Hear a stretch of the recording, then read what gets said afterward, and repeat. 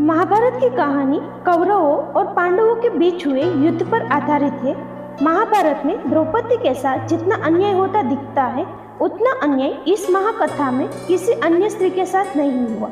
द्रौपदी संपूर्ण नारी थी और शायद द्रौपदी भारतीय पौराणिक इतिहास की प्रथम और अंतिम महिला थी जिसके 5 पति थे और जो 5 पुरुषों के साथ रमण करती थी।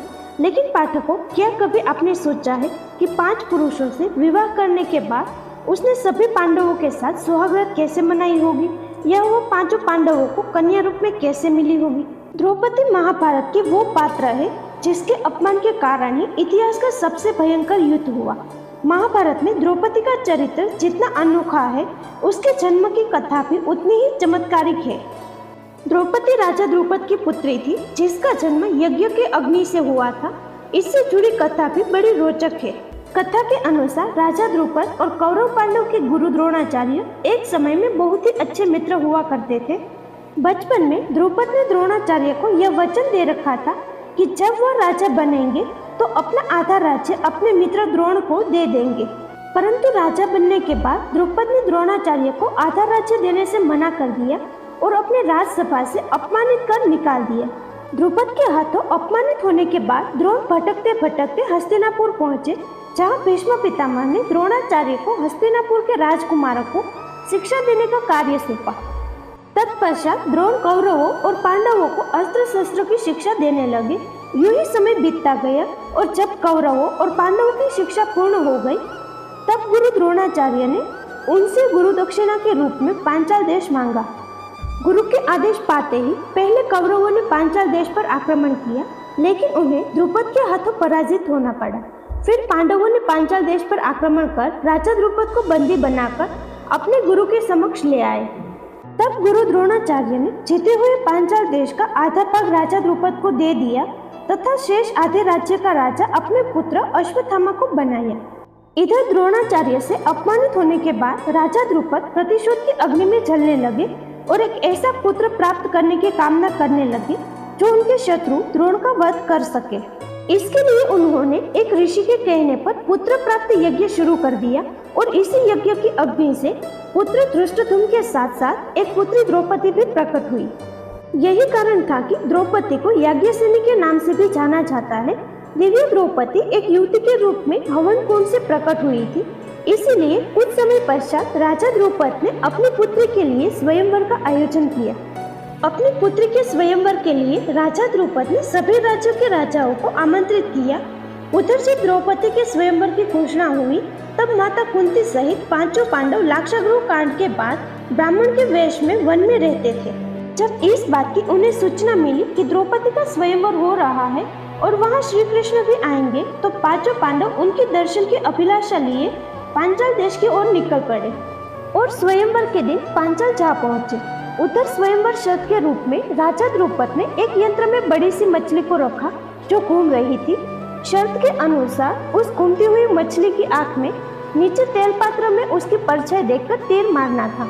स्वयंवर के दिन एक के बाद एक सभी राजा महाराजा और राजकुमारों ने घूमती हुई मछली की आंख पर उसके प्रतिबिंब को नीचे जल में देखकर निशाना साधने का प्रयास किया, किंतु सफलता हाथ न लगी और वे सभी एक एक कर अपने स्थान पर लौट आए। इन असफल लोगों में जरासंध, शल्य, शिशुपाल तथा दुर्योधन, दुशासन आदि कौरव भी सम्मिलित थे। कौरवों के असफल होने पर ब्राह्मण के वेश में स्वयंवर सभा में उपस्थित अर्जुन ने जल पात्र में मछली की परछाई को देखते हुए एक ही बाण से मछली की आंख भेद डाली।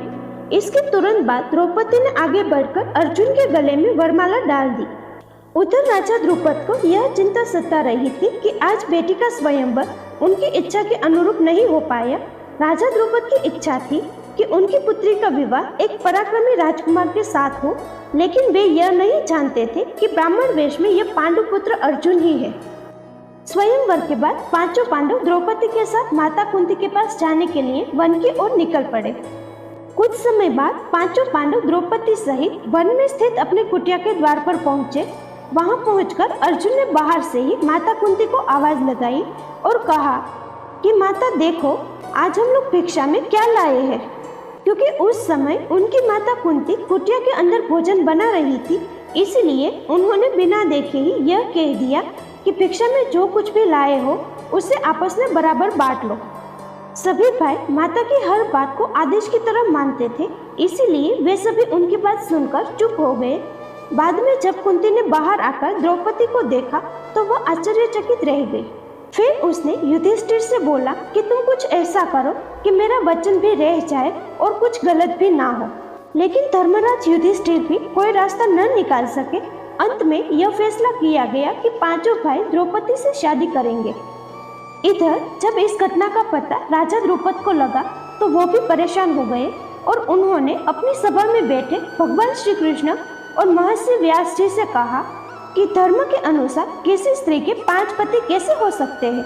तब महर्षि व्यास ने राजा द्रुपद को बताया कि द्रौपदी को उसके पूर्व जन्म में भगवान शिव ने ऐसा ही वरदान दिया था। भगवान शिव के उसी वरदान के कारण यह समस्या उत्पन्न हुई है और भगवान शिव के बाद अन्यथा कैसे हो सकती है। इस तरह महर्षि व्यास के समझाने पर राजा द्रुपद अपनी बेटी द्रौपदी का 5 पांडवों के साथ विवाह करने को राजी हो गए। इसके बाद सबसे पहले द्रौपदी का विवाह पांडवों में ज्येष्ठ युधिष्ठिर के साथ हुआ और उस रात द्रौपदी ने युधिष्ठिर के साथ अपना पत्नी धर्म निभाया। फिर अगले दिन द्रौपदी का विवाह भीम के साथ हुआ और उस रात द्रौपदी ने भीम के साथ अपना पत्नी धर्म निभाया। इसी प्रकार अर्जुन, नकुल और सहदेव के साथ द्रौपदी का विवाह हुआ और इन तीनों के साथ भी द्रौपदी ने अपना पत्नी धर्म निभाया। यहाँ सोचने की बात यह है कि एक पति के साथ पत्नी धर्म निभाने के बाद द्रौपदी ने अपने दूसरे पतियों के साथ अपना पत्नी धर्म कैसे निभाया होगा। तो आपको बता दें कि इसके पीछे भी भगवान शिव का ही वरदान था, क्योंकि जब भगवान शिव ने द्रौपदी को 5 पति प्राप्त होने का वरदान दिया था तब उन्होंने द्रौपदी को साथ में ये भी वरदान दिया था कि वह प्रतिदिन कन्या भाव को प्राप्त हो जाया करेगी। इसीलिए द्रौपदी अपने 5 पतियों को कन्या भाव में ही प्राप्त हुई थी। परंतु संतान प्राप्ति हेतु भगवान श्री कृष्ण ने यह सुझाव दिया कि प्रतिवर्ष द्रौपदी एक ही पांडव के साथ अपना समय व्यतीत करेगी और जिस समय द्रौपदी अपने कक्ष में किसी एक पांडव के साथ अपना समय व्यतीत कर रही होगी तब उनके कक्ष में कोई दूसरा पांडव प्रवेश नहीं करेगा।